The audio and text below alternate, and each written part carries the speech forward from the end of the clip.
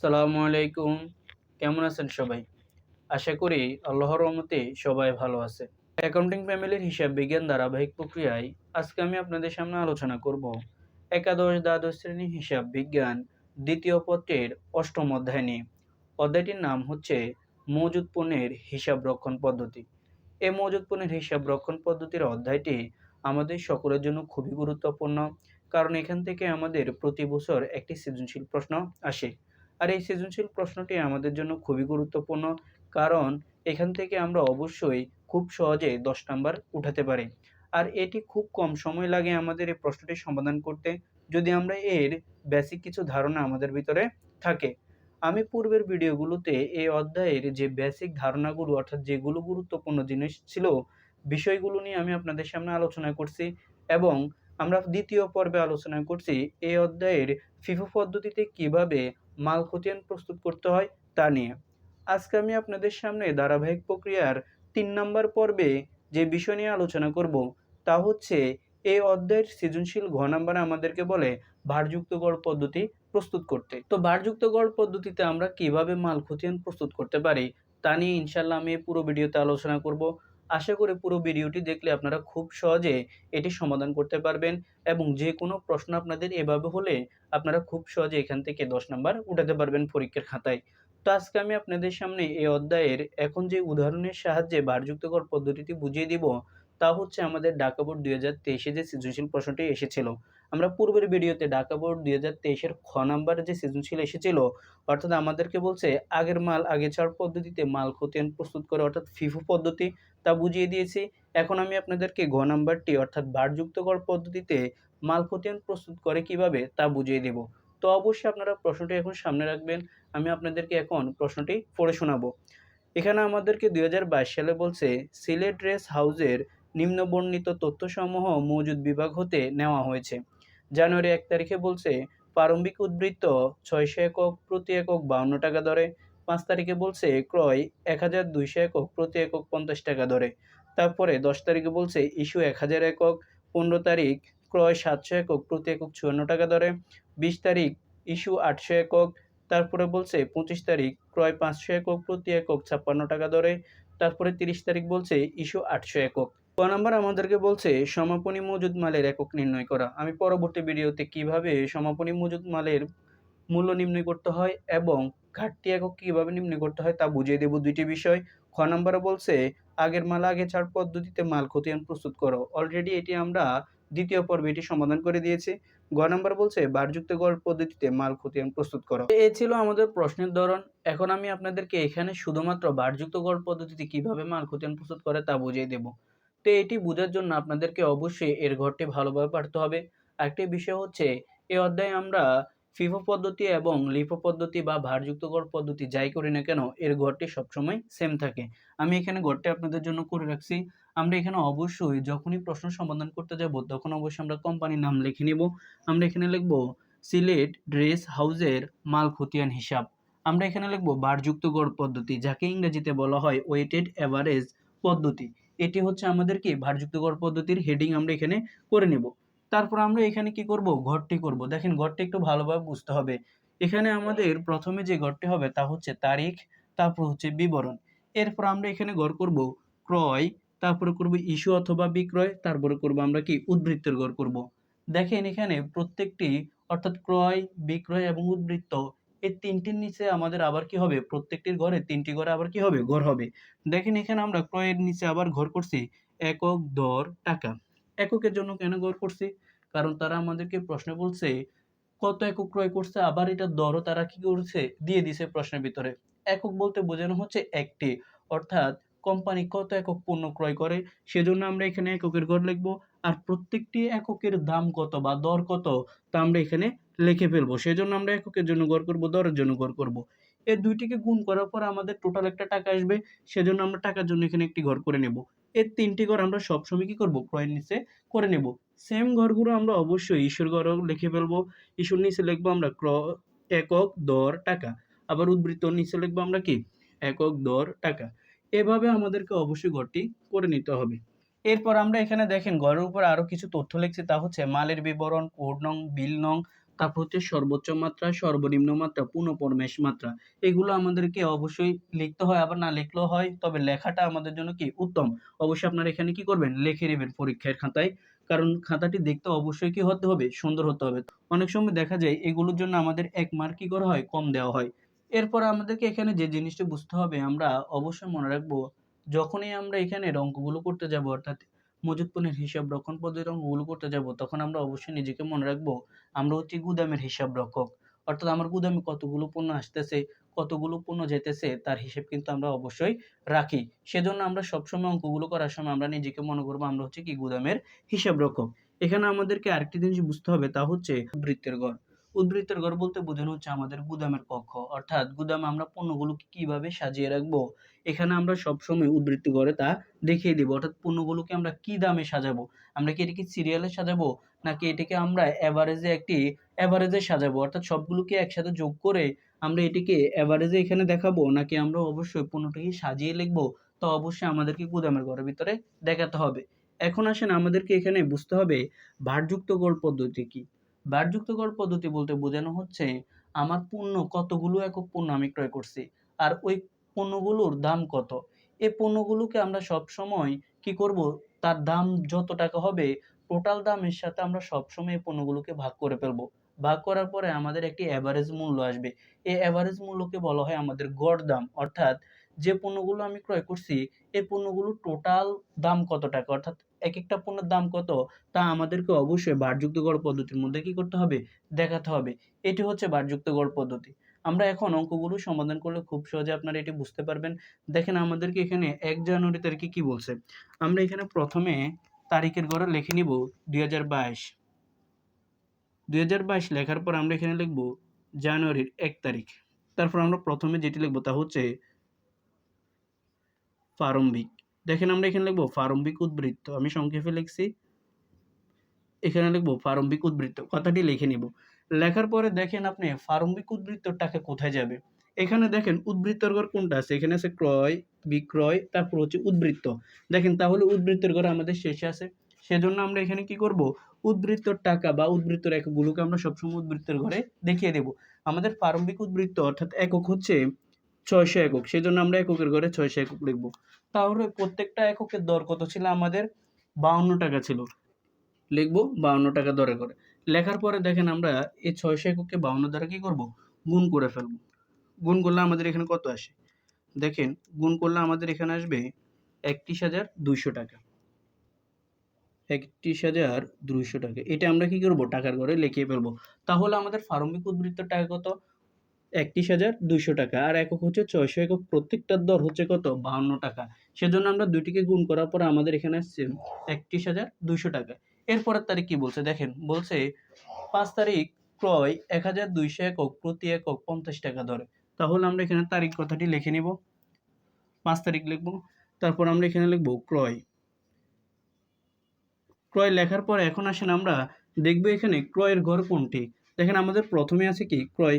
তো কত একক ক্রয় করছি আমরা? এখানে ১২০০ একক ক্রয় করছি। আমরা এখানে লিখব ১২০০ একক। প্রত্যেকটার দর কত টাকা করে? প্রত্যেকটার দর হচ্ছে আমাদের ৫০ টাকা করে। আমরা এখানে লিখে ফেলব। ২ টিকে কি করব?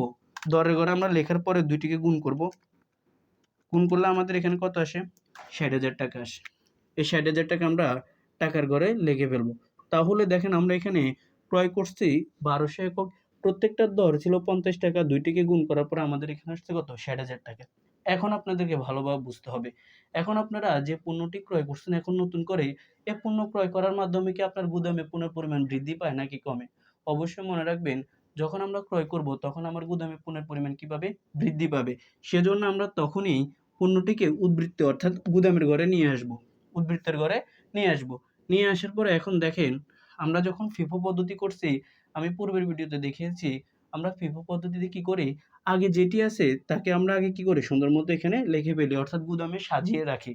তারপর আমরা দ্বিতীয়টাকে আবার কি করি? গুদামে সাজিয়ে লিখি। কিন্তু আমরা এখন কি পদ্ধতি করি? আমরা এখন ভারযুক্ত গড় পদ্ধতি করি।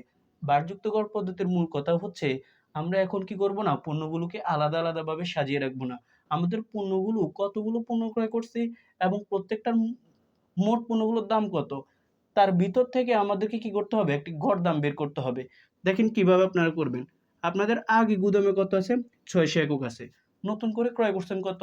আপনারা নতুন করে ক্রয় করছেন 1200 একক। তাহলে মোট একক কত? এই দুইটিকে যোগ করে ফেলবেন। ভালো করে মনে রাখবেন, একক, একক যোগ করবেন। তাহলে আপনাদের এখানে আসবে 1800 একক। এটা একটু ভালো করে মনে রাখতে হবে। যখনই আপনারা ক্রয় করবেন ভারযুক্ত গড় পদ্ধতিতে উদ্বৃত্তের ঘরে যা থাকবে তাকে আপনারা অবশ্যই ক্রয়ের এককের সাথে কি করে ফেলবেন? যোগ করে ফেলবেন। যোগ করার পরে যা আসবে তাই হচ্ছে আপনাদের মোট একক। এটিকে এখানে বসাবেন। এরপরে কি করবেন? এরপরে দেখেন উদ্বৃত্তের ঘরে কত টাকা আছে? ৩১,২০০ টাকা আছে। এখন আপনি নতুন করে যে ক্রয় করছেন ওই ক্রয়ের দর কত বা দাম কত? দাম হচ্ছে ৬০,০০০ টাকা। তাহলে আপনারা অবশ্যই উদ্বৃত্তের ঘরের টাকার সাথে ক্রয়ের ঘরের টাকা দুইটিকে কি করে ফেলবেন? যোগ করে ফেলবেন। যোগ করলে কত আসে দেখেন। আসবে আমাদের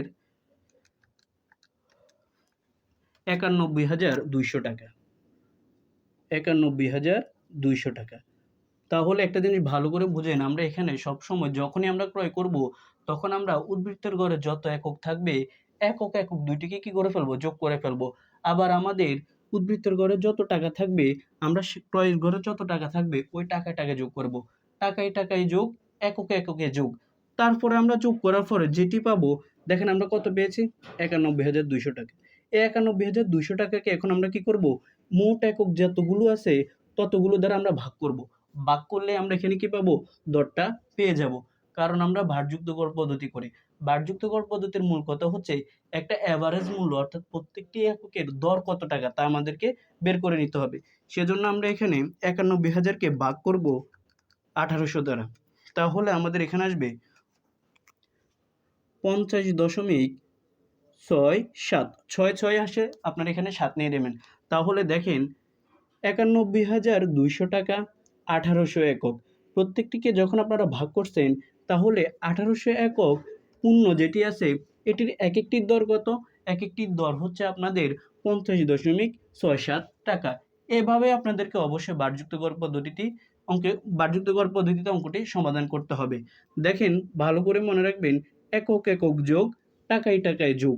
যোগ করার পরে আসার পরে অবশ্যই আপনারা আগে টাকাকে উঠাবেন, তারপরে একক উঠাবেন। এরপরে ভাগ করলে দেখবেন আপনাদের অবশ্যই দরটা পেয়ে যাবেন। অবশ্যই আশা করি আপনারা বুঝছেন। এরপরে ১০ তারিখে আমাদেরকে বলছে ইস্যু ১,০০০ একক। ইস্যু কত একক? ১,০০০ একক। সেজন্য আপনারা এখানে ১০ তারিখ লিখে নিবেন। লিখবেন জানুয়ারি ১, ১০ তারিখ। এরপর আপনারা এখানে লিখবেন ইস্যু। ইস্যু কথাটি আপনারা এখানে লিখে নেবেন। লেখার পরে দেখেন আপনারা এখানে ইস্যুর ঘর কই?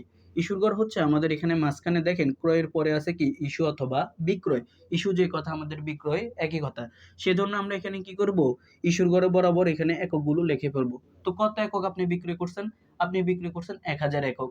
দেখেন আমরা যখন FIFO পদ্ধতি করি তখন আমাদের সাজানো পণ্য থেকে আমরা কি করি? আগের দর থেকে অর্থাৎ আগের পণ্যটাকে আগে বিক্রি করি।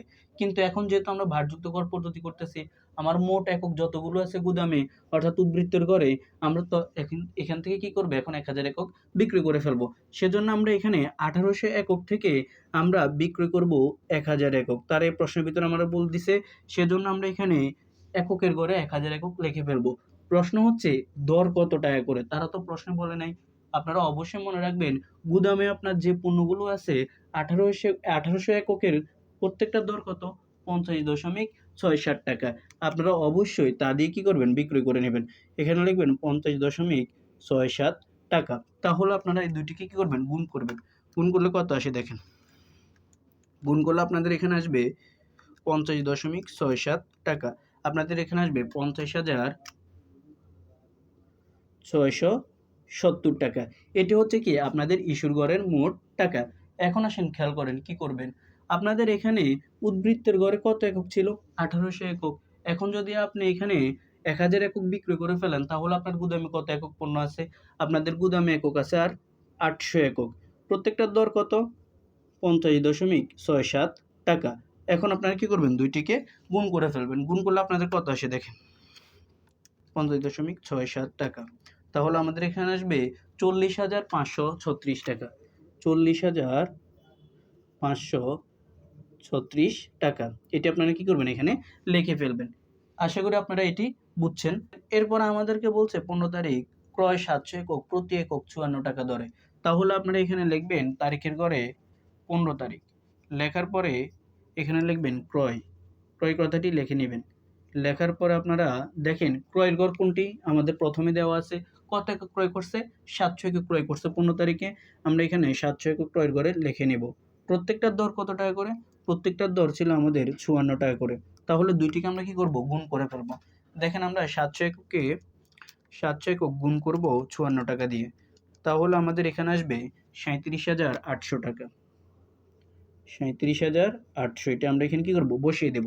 দেওয়ার পর এখন আপনাদেরকে কি করতে হবে, ওই সেম আমরা যেমন এখানে 5 তারিখে যেভাবে কাজ করছি একই কাজ, এককে এককে যোগ করব, টাকায় টাকায় যোগ করব। আপনার উদ্বৃত্তের ঘরে কি আছে? উদ্বৃত্তের ঘরে আগে আছে কত, 800 একক। এখন নতুন করে আপনি কি ক্রয় করছেন কত, 700 একক। তাহলে আপনার টোটাল ক্রয় হচ্ছে কত? আপনার টোটাল ক্রয় হয় 1500 একক। এককে এককে যোগ করে ফেলবেন। এরপরে দেখেন আপনার উদ্বৃত্তের ঘরে টাকা আছে কত, 40,536 টাকা। এখন আপনার দেখেন এককের ঘরে টাকা আছে কত, 37,800 টাকা। তাহলে আপনারা টাকায় টাকায় কি করবেন, যোগ করে ফেলবেন। 37,800 কে আপনারা যোগ করবেন 40,536 টাকা। তাহলে আপনাদের এখানে আসবে 78,336 টাকা। এখন আপনাদের অনেকেরই প্রশ্ন থাকে, এখানে আমরা ক্রয়ের সময় কি কেন এখানে এটি যোগ করে ফেলি? কারণ ক্রয় করলে আপনার গুদামের পণ্যের পরিমাণ কি পায়, বৃদ্ধি পায়। আগে যেহেতু 800 একক ছিল, এখন নতুন করে আপনি ক্রয় করছেন 700 একক, তাহলে আপনার গুদামের পণ্যের পরিমাণ কি পাবে, বৃদ্ধি পাবে। সেজন্য আপনারা এখানে কি করবেন, যোগ করে ফেলবেন, টাকায় টাকায় যোগ করে ফেলবেন।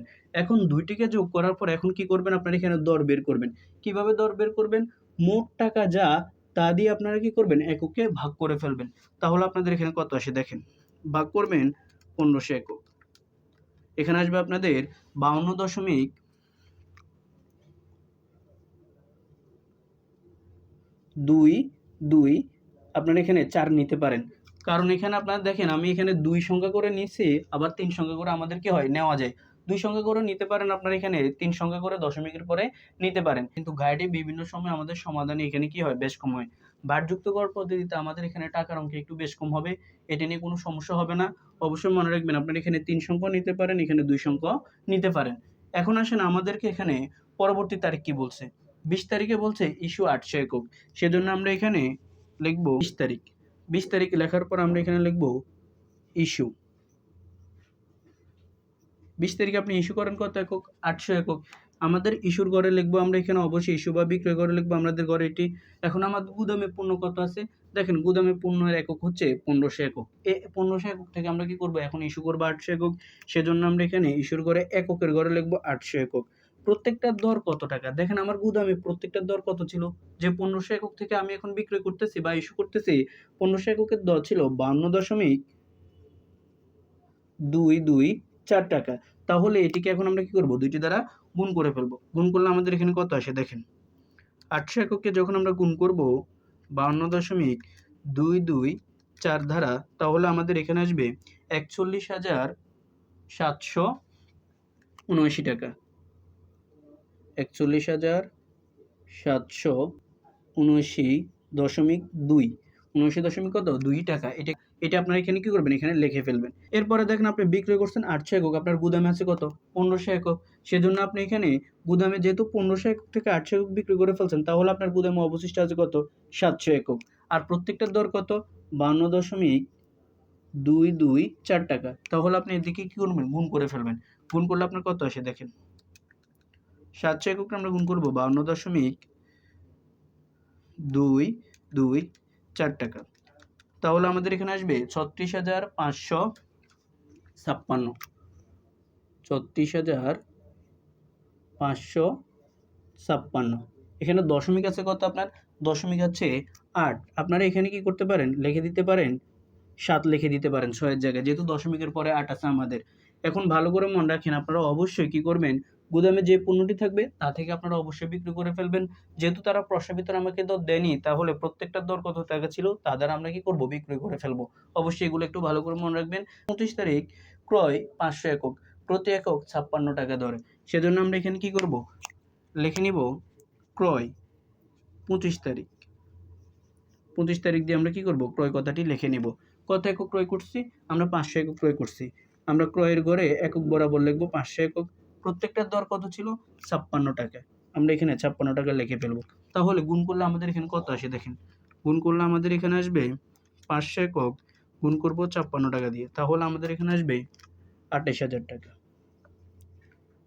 এই 28,000 টাকা হচ্ছে কি আমাদের ক্রয়ের টাকা। এখন খেয়াল করেন, আপনি যদি ক্রয় করেন পণ্য, তাহলে কি আপনার গুদামে পণ্যের পরিমাণ বৃদ্ধি পাবে নাকি কমবে? অবশ্যই বৃদ্ধি পাবে। তাহলে দেখেন আপনার গুদামে আগে আছে কত? 700 একক। এখন ক্রয় করছেন কত? 500 একক। তাহলে আপনার টোটাল গুদামে পণ্যের পরিমাণ কত? 1200 একক। এখানে যোগ করার কারণ হচ্ছে, আমি আবার বলি, কারণ আমরা ভারযুক্ত গড় পদ্ধতি করি। ভারযুক্ত গড় পদ্ধতিতে অবশ্যই আমাদেরকে এককে এককে যোগ করে দিতে হবে। এরপর আমাদেরকে যেটি করতে হবে, টাকায় টাকায় আমরা কি করে ফেলবো? দুইটিকে যোগ করে ফেলবো। একক একক যোগ, টাকায় টাকায় যোগ। 28,000কে আমরা যোগ করব, আমাদের কত আছে? 34,557 টাকা দ্বারা। তাহলে আমাদের এখানে আসবে 64,557 টাকা। এটিকে আমরা এখানে কি করব? বসিয়ে দেব। এরপর আমাদেরকে কি করতে হবে? দর বের করে নিতে হবে। তো দরটা আমরা কিভাবে বের করব? আমরা আগেই বলছি, আমরা অবশ্যই টাকাকে কি করব? মোট একক দ্বারা ভাগ করে নেব। তাহলে আমাদের টাকা হচ্ছে কত? 64,557 টাকাকে আমরা ভাগ করব 1200 একক দ্বারা। অবশ্যই এককটি আপনারা অবশ্যই ভাগ করার সময় নিচে রাখবেন। তাহলে আপনাদের এখানে আসবে 53.7975। এখানে আপনারা লিখতে পারেন 53.79।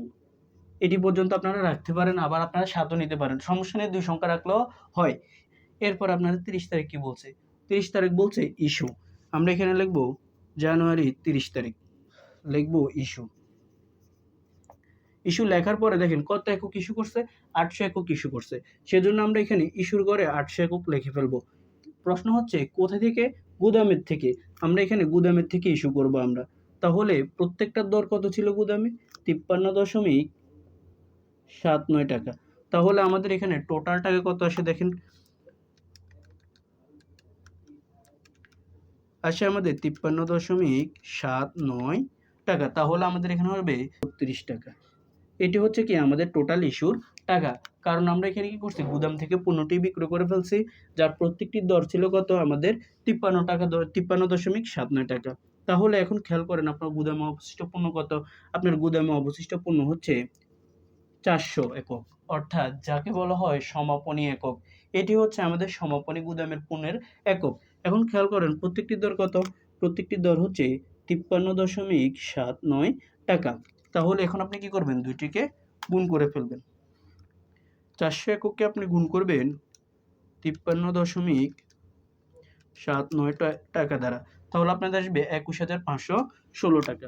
21,516 টাকা। এটি হচ্ছে আপনাদের সমাপনী টাকার পরিমাণ। ভালো করে মনে রাখবেন, শুধুমাত্র আপনারা যখনই ক্রয় করবেন তখন একক একক যোগ করবেন, টাকায় টাকায় যোগ করবেন।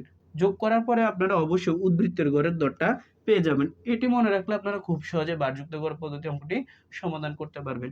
তো আশা করি আপনারা পুরো অঙ্কটি বুঝছেন। যদি আপনাদের কোথাও সমস্যা থাকে তাহলে অবশ্যই আমাদেরকে কমেন্ট করে জানাতে পারেন। আর আমরা পরবর্তী ভিডিওতে আপনাদের সামনে এই অধ্যায়ের ক নাম্বারে যে সৃজনশীল প্রশ্নগুলো আসে, সমাপনী ঘাটতি একক বা সমাপনী এককের পরিমাণ বা ঘাটতি এককের পরিমাণ নির্ণয় করতে বলে আমাদেরকে, সেই বিষয়গুলো নিয়ে আলোচনা করব। আরেকটি বিষয় আছে আমাদের, তা হচ্ছে বিক্রিত পণ্যের ব্যয় কিভাবে নির্ণয় করতে হয়, তা নিয়ে ইনশাআল্লাহ আমরা পরবর্তী ভিডিওতে বোর্ড কোশ্চেন সহ আপনাদের সামনে এটি কি করব? সমাধান করে দেব। সকলেই ভালো থাকবেন এবং আমাদের চ্যানেলটিকে সাবস্ক্রাইব করে আমাদের পাশে থাকেন। আল্লাহ হাফেজ।